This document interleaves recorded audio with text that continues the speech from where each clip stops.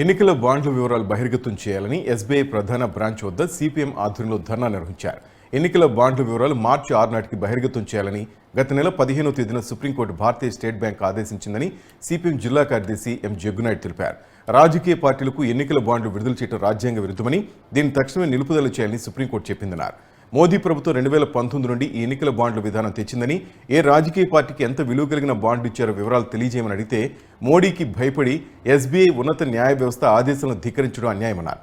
48 కోట్ల సాధారణ ఖాతాలు నడుస్తున్న స్టేట్ బ్యాంక్ ఆఫ్ ఇండియా దేశంలో అతిపెద్ద ఆర్థిక లావాదేవీలు నడుస్తున్న 2.5 లక్షలకు పైగా ఉద్యోగులు కలిగిన బ్యాంక్ కేవలం 22,000 ఖాతాల వివరాలు తెలియజేయడానికి 3 నెలల సమయం ఎందుకని ఆయన ప్రశ్నించారు. ఇది కేవలం బీజేపీ నరేంద్ర మోడీ ప్రభుత్వం కుట్రని ఆగ్రహం వ్యక్తం చేశారు. సుప్రీం ఆదేశాలను బేఖాతరు చేసిన ఎస్బీఐ చైర్మన్ తక్షణమే రాజీనామా చేయాలని, ఎన్నికల బాండ్ల వ్యవహారం సుప్రీంకోర్టు సుమోటోగా తీసుకోవాలని డిమాండ్ చేశారు.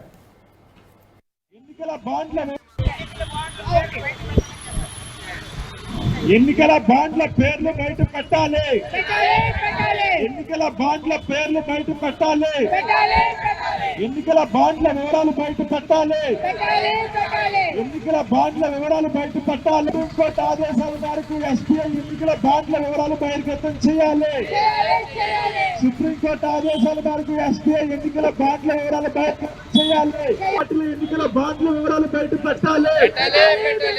రాజకీయ పార్టీల ఎన్నికల బాండ్ల వివరాలు బయట. SBI chairman down down. SBI chairman down down. SBI భారతదేశ అత్యున్నత న్యాయస్థానం ఎన్నికల బాండ్ల విషయమై ఎస్బీఐకి స్పష్టమైన ఆదేశాలు జారీ చేసింది. గత నెల 15వ తేదీన సుప్రీంకోర్టు ఇచ్చిన ఆదేశం ఎన్నికల బాండ్లు రాజ్యాంగ విరుద్ధమైనవి, ఏకపక్షమైనవి, రాజకీయ పార్టీల తాలూకు అవినీతిని చట్టబద్ధం చేసేవి కాబట్టి ఈ బాండ్ రద్దు చేస్తున్నాం, ఈ పథకాన్ని రద్దు చేస్తున్నాం ప్రకటించింది. అంతేకాకుండా ఎస్బీఐ మార్చి 6వ తేదీ లోపున మొత్తం ఈ ఎన్నికల బాండ్ల వివరాలు, ఈ బాండ్లు ఎవరు కొన్నారు, ఏ పార్టీ సహకరించింది, ఈ బాండ్ల విలువంత వివరాలని సంపూర్ణంగా ఎలక్షన్ కమిషనర్కి అందించాలని చెప్పని ఈ నెల 6వ తేదీ గడువు విధించింది.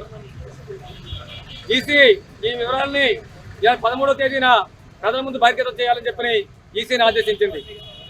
కానీ ఎస్బీఐ ఈ దేశ అత్యున్నత న్యాయస్థానం తాలూకు ఆదేశాలు ధిక్కరించి ఉల్లంఘించి ఇంతవరకు వివరాలు బయటపడలేదు. పైపెచ్చు వచ్చే నెల